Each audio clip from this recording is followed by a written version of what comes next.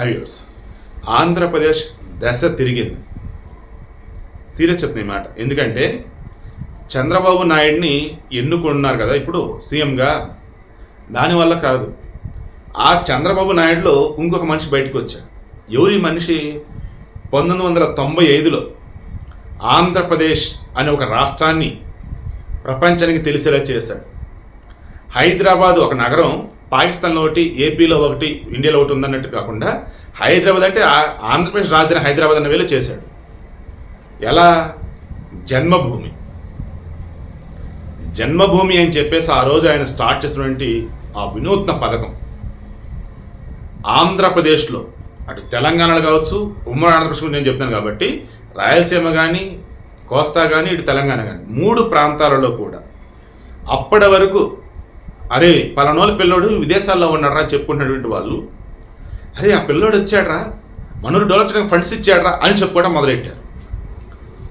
అంటే శ్రీమంతుడు సినిమా ఏదో ఉండేది మహేష్ బాబుది, అందులో డైలాగ్ ఉండేది, ఊరు చాలా ఇచ్చింది తిరిగే వాళ్ళకి లావ్ అయిపోతాం అన్నట్టు.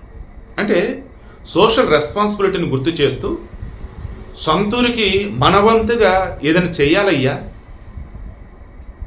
పుట్టినూరయ్యా అన్నట్టు, మనం చదువుకున్న స్కూల్ అయ్యా, మనం చదువుకున్న కాలేజ్ అయ్యా, మనం నడిచిన రోడ్డు అయ్యా, లైక్ ఈ వేలో అందరికి కూడా మంచి మనసు అనేది ఉంటుంది అని వారికే తెలిసేలా చేసిన గొప్పడు చంద్రబాబు నాయుడు. ఆ మనిషి ఈరోజు మరలా బయటకు వచ్చారు.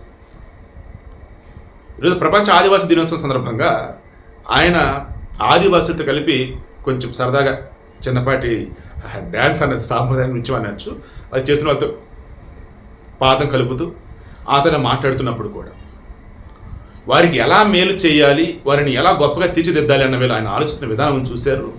అప్పుడు నాకు అనిపించిందండి, సమాజంలో అన్ని వర్గాల ఉన్నతను కోరుకునే ఏకైక మనిషి చంద్రబాబు నాయుడు అని.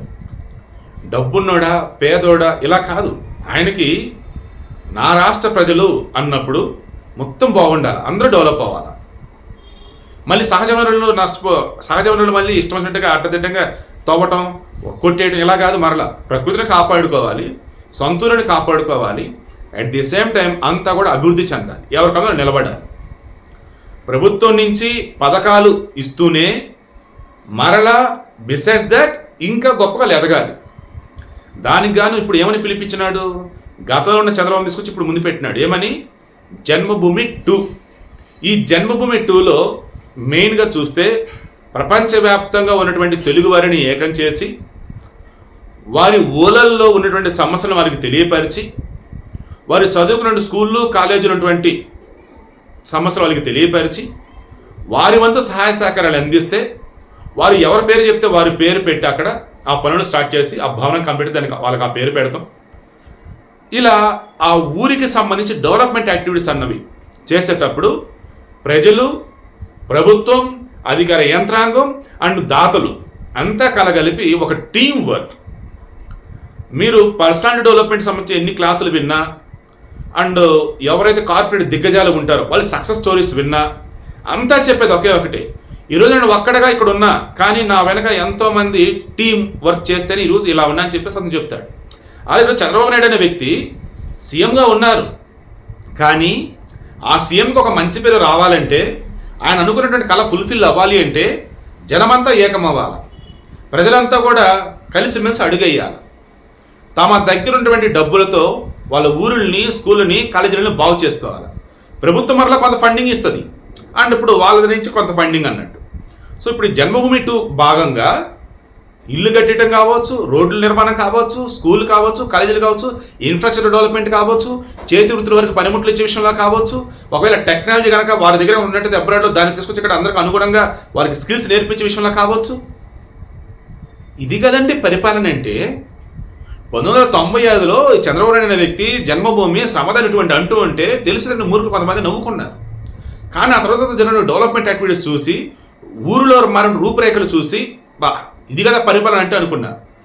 మీరు నమ్ముతారో లేదో, 1995 to 2004 మధ్యలో అండి పక్క రాష్ట్రాల వాళ్ళు కానీ, భారతదేశ వ్యాప్తంగా ఉన్నటువంటి ఎన్నో రాష్ట్రాల ముఖ్యమంత్రులు కానీ, ప్రజలు కానీ, ఇటువంటి వాడు ఉండాలయ్యా మా రాష్ట్రానికి ముఖ్యమంత్రిగా, ఇటువంటి వాడు ఉండాలయ్యా నిజమైనటువంటి పరిపాలకుడు కానీ ఎంతోమంది పొగిడారండి.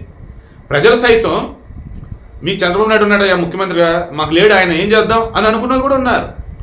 టెక్నాలజీని మారుమూల పల్లెల్లోకి తీసుకెళ్ళాడు. దానివల్ల అందరూ కూడా ఉపయోగపడేలా చేసినటువంటి గొప్పోడి చంద్రబాబు నాయుడు. దేవుడు అన్నప్పుడు సింగులర్గా ఎలా ప్రొనౌన్స్ చేస్తాను, నేను చంద్రబాబు నాయుడు అన్నప్పుడు కూడా అలాగే ప్రొనౌన్స్ చేస్తాను. ఎందుకంటే నాకు నిజంగా అటువంటి వ్యక్తి ఆయన.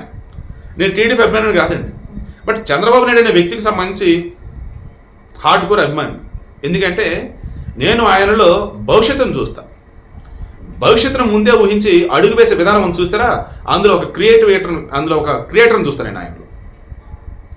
ఫ్యూచర్ ఫోర్కాస్టింగ్ అన్నప్పుడు దానికి పర్యాయ పదం అన్నప్పుడు నేను చంద్రబాబు నాయుడే అంట. ఎంతోమంది ఎక్స్పర్ట్స్ భారతదేశం వచ్చినప్పుడు చంద్రబాబు నాయుడు కలిసి వెళ్దాం అనుకునేలా చేసిన గొప్పవాడు. ఎక్స్పర్ట్స్ అన్న వాళ్ళు భారతదేశంలో పెట్టుబడులు పెట్టాలంటే ఆంధ్రప్రదేశ్లో పెట్టుబడులు పెట్టాలన్న వేళ చేసినటువంటి వ్యక్తి. హైదరాబాద్ అన్నప్పుడు గతంలో పాకిస్తాన్లో ఒకటి, ఇండియాలో ఒకటి ఉందనుకునేవాళ్ళు. ఇప్పుడు హైదరాబాద్ అనే పేరు వింటే ఆంధ్రప్రదేశ్, దట్ మీన్స్ ఇప్పుడు తెలంగాణలో ఉంది. ఈవెన్ ఇప్పుడు రేవంత్ రెడ్డి సైతం ఆయన అమెరికా వెళ్ళారు, ఆ తర్వాత కొరియా వెళ్ళబోతున్నారు పెట్టుబడులకు సంబంధించి. సక్సెస్ అవుతున్నారు ఆయన, పెట్టుబడులు భారీగా వస్తున్నాయి. దానికి కారణం ఎవరు? చంద్రబాబు నాయుడు గారు వేసినటువంటి ఆ అడుగు ఏదైతే ఉన్నదో అది కరెక్ట్ అని చెప్పేసి ఆయన కూడా నమ్మారు. ఆ రకమైన అడుగులు వేస్తూ ఉన్నారు, డెవలప్ చేస్తూ ఉన్నారు. గెలవడం కోసం రాజకీయాలు చేయొచ్చు, గెలిచాక పరిపాలన చేయాలి. రేవంత్ రెడ్డి అదే చేస్తారు, చంద్రబాబు కూడా అదే చేస్తూ ఉన్నారు. నేను గతంలో కూడా చెప్పాను, 2 తెలుగు రాష్ట్రాలు కూడా అభివృద్ధిలో దూసుకుపోతాయి. ఇక మన తర్వాత మిగతా ఎవరైనా అన్నట్టుగా ఉంటారు చూడండి, అటు రేవంత్ రెడ్డి, చంద్రబాబు నాయుడు అని చెప్పున్నాం. ఈరోజు రేవంత్ రెడ్డి గారు విదేశాల్లో పర్యటన చేస్తూ తెలంగాణ పెట్టుబడి తీసుకొచ్చే విషయంలో సక్సెస్ అయ్యారు. చంద్రబాబు గారు ఆల్రెడీ ఇప్పటికే సక్సెస్ అయ్యారు, అండ్ ఇంకా చేయాల్సిన చాలా ఉన్నాయి. అయితే మధ్యలో ఈ పేటీఎం బ్యాచ్, ఈ జగన్ వీళ్ళు అడ్డుపురాలు వేస్తూనే ఉన్నారు. ఏపీలో ఏది జరుగుతుందా ఇది దానికి అప్పుడు ఏం చేస్తారు ఈయన చాలా తెలివిగా, అండ్ ఓ రకంగా తెలివి కూడా అనకూడదు, ఇది బాధ్యత అన్నారు. బాధ్యతకు ఏం చేశారు, ప్రపంచ దేశాలటువంటి తెలుగు వారు అందరూ కూడా ఇప్పుడు జన్మభూమి 2లో భాగం చేయబోతున్నారు. అప్పుడు వాళ్ళు ఏం చేస్తారు, ఆ పేటీఎం బ్యాచ్, జగన్ వైసీపీ చేసే దిక్కుమల ప్రచారాన్ని నమ్మంటూ ఆడన్నీ బాగానే ఉన్నాయి, మేమే పెట్టుబడులు పెట్టాం, మేము మా ఊరిని డెవలప్ చేసాం, ఇదిగని చెప్పేసి ఫోటోలు చూపిస్తారు, వీడియోలు కూడా చూపిస్తారు. ఏ రాష్ట్రం అయితే అరాచకాలని చెప్పేసి హడావుడి చేస్తుంది వైసీపీ బ్యాచ్, ఇప్పుడు వచ్చేసి ఏం చేస్తారు వీళ్ళు, విదేశీయులు భారతదేశానికి వచ్చి మన ఆంధ్రప్రదేశ్కి వచ్చి వాళ్ళు ఓలల్లో పల్లెటూరులో తిరుగుతూ ఫోటోలు వీడియో మొత్తం షేర్ చేస్తారు. ఇదిగో డెవలప్మెంట్ ఇది ఉంది, నెక్స్ట్ చేయాల్సింది ఇది ఉంది, ఇది చేస్తాం. కార్పొరేట్ సోషల్ రెస్పాన్సిబిలిటీ కింద కూడా 2% వాళ్ళకి వచ్చిన ప్రాఫిట్స్లో 2%ని ఫండింగ్ చేయొచ్చు అనమాట, డెవలప్మెంట్ యాక్టివిటీస్ ఖర్చు పెట్టవచ్చు అనమాట. అలా చాలా కంపెనీ ఇప్పుడు ఖర్చు పెడుతున్నాయి. వాటిని సద్వినియోగపరుచుకునే విధంగా ప్రభుత్వం కూడా కొంత ఫండ్స్ కనుక యాడ్ చేస్తే బ్రహ్మాండంగా డెవలప్ చేయొచ్చండి. అదే ఇప్పుడు జరగబోతోంది ఏపీలో. సో ఏపీ దశ తిరిగింది మీరు చెప్పండి. చంద్రబాబు నాయుడు ఎన్నుకోవడం వల్ల నేను అనను, గతంలో ఉన్న చంద్రబాబు నాయుడు మరలా ఇప్పుడు కనిపిస్తున్నాడు మనకి. అప్పట్లో రూల్స్ అంటూ చాలా స్ట్రిక్ట్గా ఉండేవాడు, ఇప్పుడు ఉంటా అంటున్నాడు, కానీ కొంచెం లిబరల్గా ఉంటానయ్యా, బట్ అంతా కలిసి డెవలప్ చేసుకుందామయ్యా అంటున్నాడు. ఐఏఎస్ అధికారులు కూడా అదే చెప్తున్నాడు ఆయన. ఒకప్పుడు ఏపీ ఐఏఎస్ అధికారి అంటే ఒక బ్రాండ్, ఇప్పుడు ఏపీ ఐఏఎస్ అధికారి అంటే జగన్ వాళ్ళు వచ్చేసి దూరం పెడతా ఉన్నారు. అలా వద్దు, మరలా పునర్వైభవం నేను తీసుకొస్తా, రాష్ట్రానికి కావచ్చు, రాష్ట్రంలో ప్రజానికానికి కావచ్చు, రాష్ట్రంలో అధికారులకు కావచ్చు అని చెప్పేసి అంటున్నారు. ఆ రకం అడుగులు వేస్తున్నారు.